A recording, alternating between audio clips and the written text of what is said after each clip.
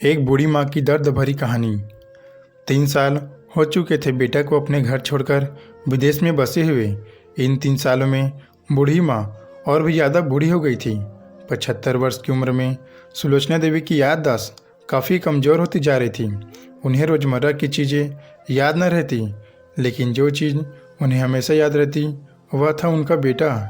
दिन हो या रात, एक पल भी ऐसा न होता जब उन्हें अपनी बेटी की याद न आती।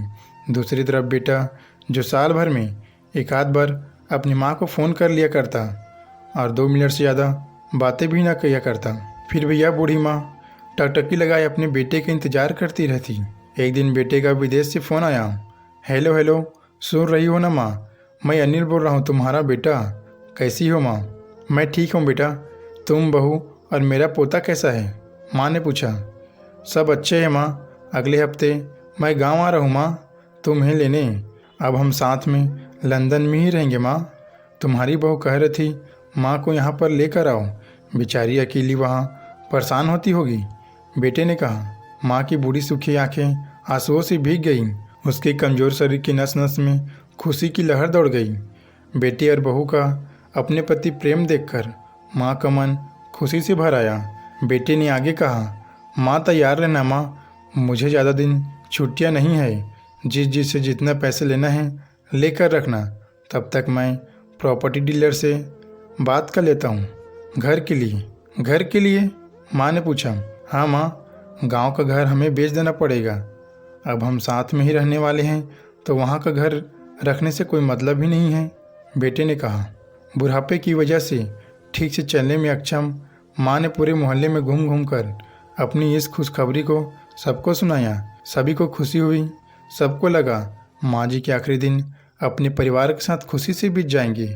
घर वापस आकर माँ ने अपने कमरे के कोने कोने को ऐसे देखा जैसा वह अपने दूसरे बेटे को देख रहा हो।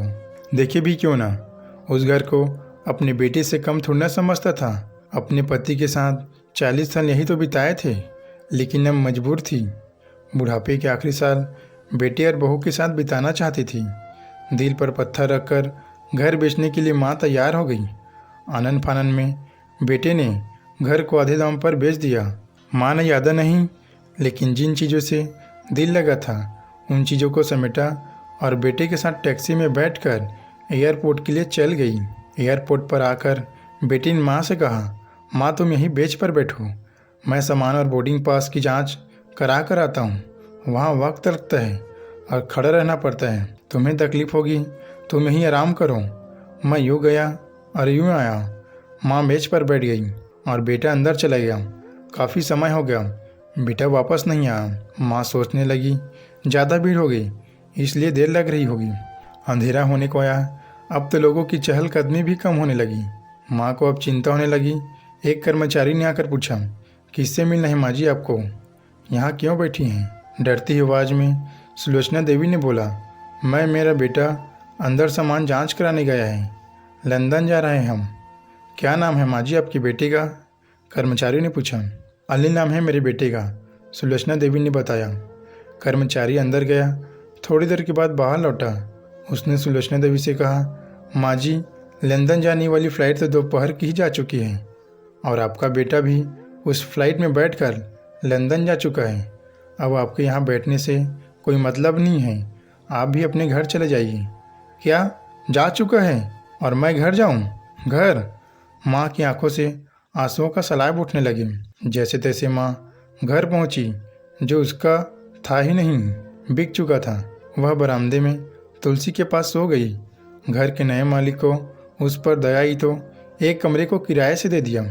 पेंशन के पैसे से खाना और किराए का बंदोबस्त हो जाता था। दिन बीतने लगे। कुछ दिन के बाद घर के नए मालिक ने सुलोचना देवी से कहा, माँ जी आप अपनी रिश्तेदारों के यहाँ जाकर क्यों नहीं रहती हैं? इस उम्र में आपके लिए वहीं अच्छा होगा। अच्छा तो होगा, लेकिन अगर मेरा बेटा वापस आएगा तो उसका ख्याल कौन रखेगा? मेरा बेटा बहुत भोला है, उसे अपना ख्याल रखना बिल्कुल नहीं आता।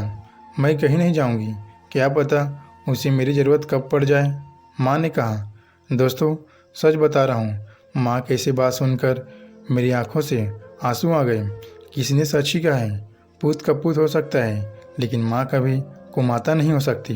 दोस्तों, ऐसे स्टोरी के लिए हमारे वीडियो को लाइक करके चैनल को सब्सक्राइब कर लीजिए।